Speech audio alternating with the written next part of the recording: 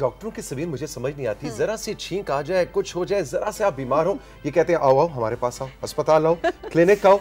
अच्छा अब तो अगले स्टेप पे चले गए। अच्छा। अब ये कहते हैं आप बीमार नहीं है, सेहतमंद फर्स्ट क्लास जिंदगी गुजरिए, आए एनुअल मेडिकल स्क्रीनिंग के लिए आए। नहीं बीमार तब भी हमारे पास है। बीमार हो जाए तो सबसे ज्यादा डांट भी पड़ती है कि पहले क्यों नहीं आए आप, पहले क्यों नहीं आए। आपको स्क्रीनिंग करानी चाहिए। आप कोई अच्छा सा डॉक्टर कहीं मिले ना तो मुझे बताना जरा, उसे बदू आज मैंने 2 टोक आमने सामने बात करनी है। बस एक अच्छी सी डॉक्टर को आज हमने बुला ली, हमने कहा आज ये बस आज बात हो के आमने सामने बैठ के ये बात होनी चाहिए। आज हमने गल मुकानी है। वालेकुम सलाम। हम क्यों ना देखें आपका चेहरा भाई, बार बार हमें भी ये मौका दे हम देख सकें आपको, इसलिए तो हम बुलाते हैं। हम कहते हैं आइए हम भी देखें क्या क्या राज है इतने खूबसूरत लगने का, कभी भी एज ना होने का, तो हमें भी तो पता चले। डॉक्टर साहबा वैसे नहीं, सीरियसली आप मजाक में मत डालिए इस बात को, ये गिला है कि मतलब सेहतमंद को भी अब आप बुलाने लग गए। देखिए कितने अच्छे लोग हैं, हम एटलीस्ट बुला रहे हैं। लोग तो अब कहते हैं हमारे घर कोई ना आए, हम तो खुद कहते हैं आए, हमें खिदमत का मौका दें। और नहीं एक्चुअली पता है ये बहुत ज़रूरी है। आप खुद बताइए, आपकी गाड़ी है, आप उसकी कितनी ज़्यादा सर्विसिंग कराते हैं, कितने वो होते हैं नंबर ऑफ माइल्स के बाद आप सर्विसिंग कराते हैं, 5000 किलोमीटर के बाद तो आप करवाते हैं ना। और अगर आप ना करवाएं तो क्या होगा, क्या होगा, खराब हो जाएगी, गाड़ी बंद हो जाएगी, अचानक हो जाएगी। तो बिल्कुल उसी तरह से जैसे आप गाड़ी की सर्विसिंग कराते हैं या घर की मेंटेनेंस होती है, किसी भी चीज़ की मेंटेनेंस होती है, आपके जिस्म की भी मेंटेनेंस की ज़रूरत होती है। और स्पेशली ये देखने की ज़रूरत होती है कि इसमें जितनी भी चीज़ें हैं उनकी वैल्यूज़ क्या हैं। क्योंकि आप देखें ना, जब आप गाड़ी की मेंटेनेंस के लिए जाते हैं तो वो आपके वो इंजन ऑयल के अंदर एक डालता है वो काड़ी सी, फिर वो निकालता है, फिर वो कहता है देखिए इसमें कितनी ग्रीस है, आप फौरन ऑयल चेंज करें। या इलेक्ट्रिक गाड़ियों के अंदर वो जाके उसके वो डेटा सामने आ जाता है, चेक कर लेता है, तो वो उनको पता लग जाता है यहाँ पे ये खराबी है। अब हम क्या करते हैं, हम बिल्कुल अपने आप को ऐसे खुला छोड़ देते हैं, हम देखते ही नहीं कि हमारे वैल्यूज क्या हैं। अगर हम पीरियोडिक स्क्रीनिंग की तरफ आ जाएं और वक्तन फवक्तन जाके अपना चेकअप करा लें तो हमें पता लग जाए भाई हमारी बॉडी में किस चीज़ की कमी है, किस चीज़ की ज्यादती है, किस चीज़ का इम्बैलेंस है, और उसे हम वक्त पे ठीक कर दें। प्रॉब्लम ये होता है कि हमारे पास हॉस्पिटल में लोग तभी आते हैं जब हार्ट अटैक हो गया, दिल का दौरा हो गया, फालिज का अटैक हो गया, कोई चीज़ बिल्कुल कॉम्प्लिकेट कर गई। तब हम बोलते हैं जी अचानक अटैक हुआ, कुछ पता ही नहीं चला, अचानक खुदा न खास्ता डेथ हो गई, अचानक डिसेबिलिटी हो गई, पूरी तरह फालिज हो गया। लेकिन ये कुछ भी अचानक नहीं होता। अच्छा। आपको पता है अगर हम पीरियोडिक स्क्रीनिंग कराएं, अगर आप अपने वैल्यूज देखें तो आपको पहले ही पता लग जाएगा कि नहीं भाई वाकई अंदर ये चीज पनप रही थी। हमने उसको आप साल में एक दफ़ा इज़ मोस्ट आइडियल। लेकिन अगर आप ऑलरेडी हार्ट पेशेंट हैं, शुगर पेशेंट हैं, अबव 55 हैं, तो फिर 6 मंथ्स में एक दफ़ा अच्छा है। लेकिन वरना for a healthy individual otherwise साल में एक दफ़ा लेकिन बहुत ज़रूरी है। उसमें आपने क्या करा लेना है कि CBC आप करा लेते हैं, लिपिड प्रोफाइल करा लेते हैं, अपना HbA1c जो शुगर के लिए होता है वो करा लेते हैं। वैसे आपका ब्लड प्रेशर, पल्स, ये सारा कुछ भी आपका मेजर हो जाता है, जिसको हम वाइटल्स कहते हैं। पता लग जाता है भाई BP तो रेज नहीं है, HbA1c से पता लग जाता है शुगर तो रेज नहीं है। खुदा ना खास्ता अगर शुगर रेज्ड हो, आपको पता है हमारे यहाँ ये ट्रेंड है, किसी को बोलो ना शुगर चेक करा लो, वो कहता है नहीं नहीं शुगर निकल आई तो फिर मुझे परहेज करना पड़ेगा। लेकिन वो ये नहीं देखते कि अगर ये जो शुगर है, आपको पता है शुगर जब कॉम्प्लिकेट होती है तो अंधापन आ जाता है, तब आपका गुर्दा फेलियर जो होता है, आपका हार्ट फेलियर, मतलब दीमक कहते हैं ना इसको, दीमक की तरह आहिस्ता-आहिस्ता अंदर से। और ये जो हमारे यहाँ सबसे ज्यादा आपको पता है पाकिस्तान में हाईएस्ट रेट है amputation of leg due to diabetic gangrene, कि डायबिटीज से जो है वो वुंड खराब हुआ और फिर पाँव काटना पड़ा। वो क्यों? क्योंकि सदियों से शुगर चली आ रही है, पता ही नहीं है, चोट लग रही है क्योंकि नम हो जाते हैं ना इसमें पैर, पता नहीं चलता आपको चोट का। चोट लग भी गई, चोट बिगड़ भी गई, चोट में इन्फेक्शन भी हो गई क्योंकि डायबिटीज में आपके इन्फेक्शंस बढ़ते हैं, और उसके बाद वो गैंग्रीन में भी चली गई। तो इससे पहले कि कोई चीज़ कॉम्प्लिकेट हो, अगर हम अपनी डाइट कंट्रोल पे आ जाएं, हम एक्सरसाइज पे आ जाएं, स्मोकिंग को छोड़ दें और साथ हम आप डायबिटिक मेडिकेशन शुरू कर दें, चाहे वो इंसुलिन है, चाहे वो ग्लूकोज लोअरिंग ड्रग्स है, और वक्त पे उसे संभाल लें, तो हम ये अंधेपन से, इन सारी चीज़ों से बच सकते हैं। ठीक उसी तरह से जब हम लिपिड प्रोफाइल कराते हैं तो हमें कोलेस्ट्रॉल पता चल जाता है, TGL, low density lipoprotein, high density lipoprotein. इसका मकसद क्या है?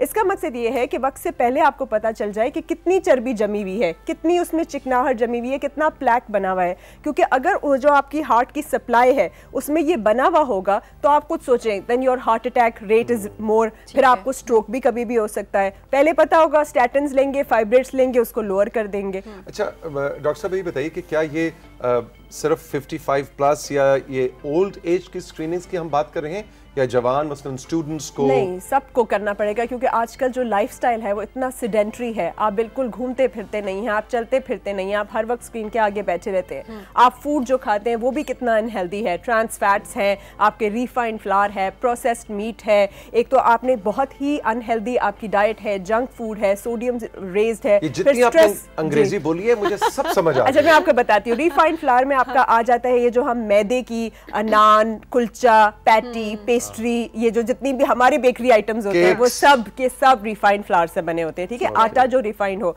उसकी जगह हमें होल व्हीट या चक्की के आटा की जरूरत है, ठीक है। दूसरे नंबर पे प्रोसेस मीट वो होता है ये जो आपके नगेट्स, प्रोसेस्ड बर्गर के पैटी, ये सारा कुछ बना होता है। बजाय आपने ये प्रोसेस मीट जो कि अमोनिया और नाइट्राइट्स और बहुत सारे सोडियम मतलब सॉल्ट उसको में लगाया होता है ना प्रिजर्व करने के लिए, उसकी जगह पे आप फ्रेश मीट लें, फ्रेश चिकन, फ्रेश फिश लें, वो ज्यादा बेहतर है। उसी तरह से जब हम ट्रांस फैट कहते हैं तो आपका बटर, घी, ये सारा कुछ आ जाता है। उसकी जगह आपको ऑलिव ऑयल या जैतून का ऑयल यूज करना चाहिए कंपेयर टू आपके एनिमल वाले सोर्सेज, ठीक है। फिर हम जब आ जाते हैं, हमने आपको बताया कि जो हम कार्ब्स खाते हैं उसमें हम शुगर्स लेते हैं, जो हम जो हर चीज में वाइट चीनी मिली हुई होती है, ये जो स्वीट्स होती है ये बड़ी हार्मफुल होती है। इसकी जगह आपने फ्रूट्स, वेजिटेबल्स, सारी जितनी खालिस ग़िज़ा है उसको इस्तेमाल करें तो बेहतर है, क्योंकि हम ग़िज़ा ऐसी इस्तेमाल करते हैं, फिर हम एक ही जगह पे बैठे रहते हैं, हम हिलते जुलते भी नहीं है, फिर हमारा लाइफस्टाइल निहायत स्ट्रेसफुल है। हम न्यूज़ देखते रहते हैं बेकार किस्म की, हम उस पर यकीन करते रहते हैं, आए दिन कुछ ना कुछ होता रहता है, इन्फ्लेशन ये वो, तो उसको भी टैकल करने के लिए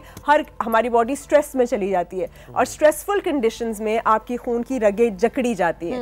एज अ रिजल्ट आपको ज़्यादा you are more susceptible to get all this, hypertension हो जाता है, ओबेसिटी, मोटापा हो जाता है बैठे रहने से, मोटापे की वजह से शुगर भी हो जाता है और आपको ब्लड प्रेशर भी होता है, डायबिटीज ये भी हो जाती है, हार्ट डिजीज भी हो जाती है, दिल का मर्ज। इसलिए हर किसी के लिए बहुत ज़रूरी है कि एटलीस्ट ये 3 चीज़ें तो आपने ज़रूर स्क्रीन करानी है। अच्छा डॉक्टर साहिबा, बच्चों में किस उम्र में, क्योंकि अमूमन हम बात करें, जैसे तौसीक ने भी बात की कि 50+ एंड ऑल दैट, तो बच्चों में किस उम्र से हेल्थ स्क्रीनिंग जो है वो स्टार्ट कर देनी चाहिए? देखिए, बच्चों में भी छोटी उम्र से कर देनी चाहिए। बच्चों में जो टेस्ट होता है उसमें जैसे विटामिन डी की कमी हो गई, आयरन की कमी हो गई, क्योंकि उनकी ग्रोथ डेवलपमेंट की स्टेज है। तो अक्सर बच्चे देखिए बिल्कुल क्लास में ध्यान नहीं दे रहे, वो सोचते हैं ओ ये तो है ही निकम्मा, इसको छोड़ दो। ऐसा नहीं है, क्या पता बच्चे को हाइपोथायरॉयडिज्म हो, गोइटर जिससे हम कहते हैं, हम थायराइड को चेक करा लेंगे, अगर पता चल जाएगा उसको थायरॉक्सिन टाइम पे दे देंगे तो उसकी वो चीज़ नहीं रहेगी। उसी तरह से अगर उससे आयरन की कमी है, अनीमिया है, उसकी सांस बहुत फूल रही है, हर वक्त कमजोर रहता है, उसको मट्टी खाने का दिल चाह रहा है, तो सिंपल सी आयरन की कमी, खून की कमी है।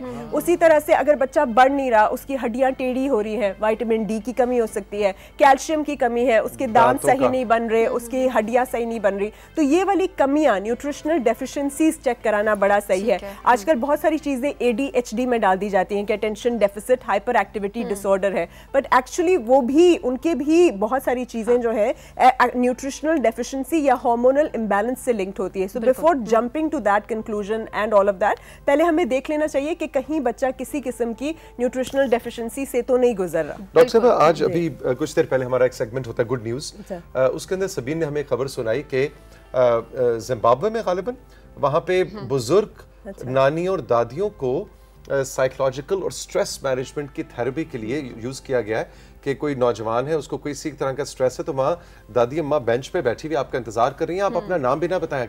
सो बुजुर्गों के साथ गुफ्तगू। इसी तरह कुछ दिन पहले हम एक खबर सुन रहे थे इसी तरह कि बिल्ली जो है वो बहुत अच्छा स्ट्रेस रिलीवर है। अगर आपने घर में या दफातर में लोग बिल्लियां रखते हैं, उसको ऑफिस कैट कहा जाता है कि वो स्ट्रेस को कम।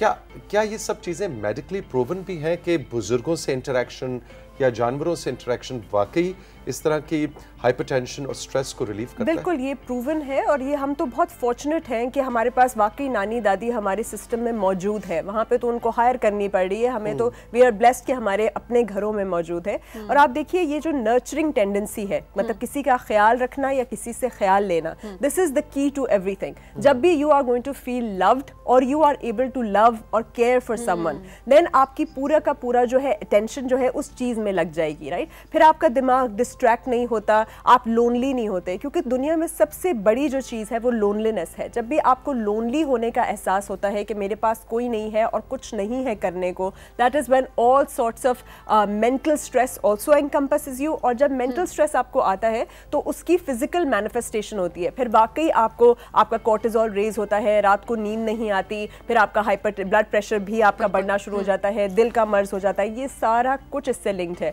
लेकिन आप कॉन्स्टेंटली किसी लव्ड वन के साथ रहेंगे, आपको पता है हमें जो हैप्पी हार्मोन्स होते हैं वो दो ही चीज़ों से रिलीज होते हैं, आपकी डोपामीन, सेरोटोनिन, ऑक्सीटोसिन। ये या तो एक्सरसाइज से रिलीज होते हैं, तो आपने एक्सरसाइज करनी है, या फिर जब आप किसी लव्ड वन को हक करते हैं, उनका प्यार आपको मिलता है, तब वो रिलीज होता है, जिससे कि बॉन्डिंग होती है, राइट। तो इसलिए कहते हैं ना कि जैसे चॉकलेट क्यों लव से एसोसिएटेड है, कि आप चॉकलेट खाते हैं तब भी वही हार्मोन आपका रिलीज हो जाता है। That is why they associated with love, क्योंकि जब आप किसी को हक करें या चॉकलेट खाएं या एक्सरसाइज करें तो you're going to get the similar kind of happiness, which is very important. Covid times के अंदर तो हग करना और करीब आना, सोशल डिस्टेंसिंग तो वैसे ही हो गया। हमारा जो यहाँ का साउथ एशियन जो कल्चर है ना, खासतौर पे मिले तो जी जफ्फी जरूर डाल दी, अस्सलाम वालेकुम, की हाल चाल है। अब वो भी खत्म कर दिया आप डॉक्टरों ने।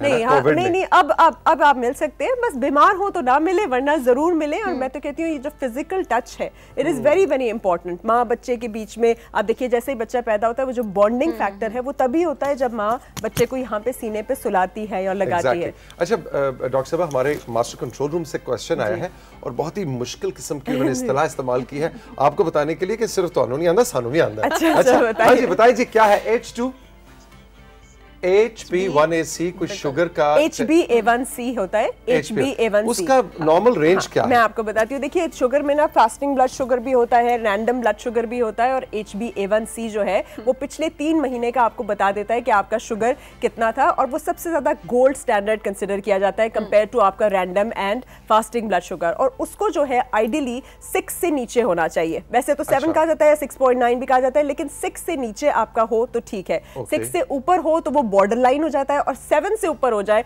तो वो फुल फ्लेज डायबिटीज में आ जाता है। बिल्कुल खतरे के निशान है। बिलो 6 होना चाहिए जी, बिलो 6 आपका होना चाहिए। So that is a safe thing. आज तो डॉक्टर साहब ने कन्विंस कर लिया। बिल्कुल, आपने ये और लिपिड प्रोफाइल कराना है। और हमारे यहाँ क्योंकि हमें हेपेटाइटिस बहुत कहीं से भी लग सकता है, आपको पता है, ये जो उस्तरा इस्तेमाल करते हैं नाई बार्बर्स, उनसे लग सकता है। जो मैनिक्योर पेडिक्योर में आपके इंस्ट्रूमेंट्स यूज होते हैं, फिर आपके किसी भी कहीं भी सिरिंज से, खून से, किसी भी जगह से हमें हेपेटाइटिस सी लग सकता है। बहुत प्रेवलेंट है हमारे यहाँ। प्रॉब्लम ये होता है कि हेपेटाइटिस सी आपके अंदर पनपता रहता है और आपको पता ही नहीं चलता। You have no science and symptoms. 20 साल बाद जब वो हेपेटिक कैंसर, मतलब जिगर के कैंसर की सूरत में सामने आता है, तो बहुत देर हो चुकी होती है। या फिर आप वीजा अप्लाई करते हैं उम्रा के लिए या कहीं और के लिए, और वो कैंसर होके आ जाता है जी योर हेपेटाइटिस सी पॉजिटिव, फिर आपके सारे प्लान रह जाते हैं। तो इसलिए वक्तन फवक्तन हेपेटाइटिस सी स्क्रीनिंग करा लेना, और उसका तो इलाज भी है। आप फिर उसका 6 मंथ्स का वो कोर्स कर लीजिए, 4 मंथ्स का जो भी है। और पहले तो बहुत सारी दवाइयां होती थी, अब मुझे लगता है कि शायद वो 1 या 2 पे आ गई है। पहले इंजेक्शन होते थे इंटरफेरॉन के, अब ड्रग से बहुत मुमकिन है, और आप उसको पूरी तरह अपने आप को क्लियर कर लीजिए। तो ये वाली स्क्रीनिंग्स जो है ना, this is very very important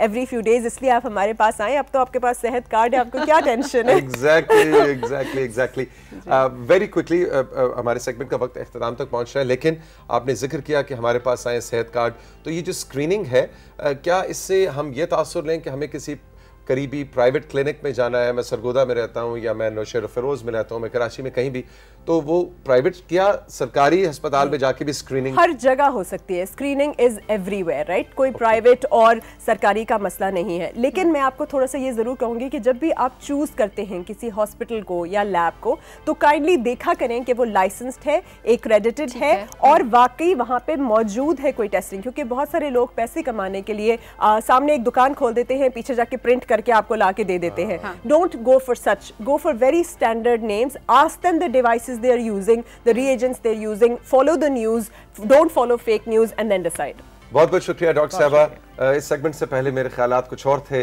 segment के बाद इतना अच्छी कन्विंसिंग पावर हो तो बस, तो फिर आप देखें अब जाके स्क्रीनिंग करानी, फौरन जाके अपना हेल्थ स्क्रीनिंग हम सबको करवानी पड़ेगी। एग्जैक्टली।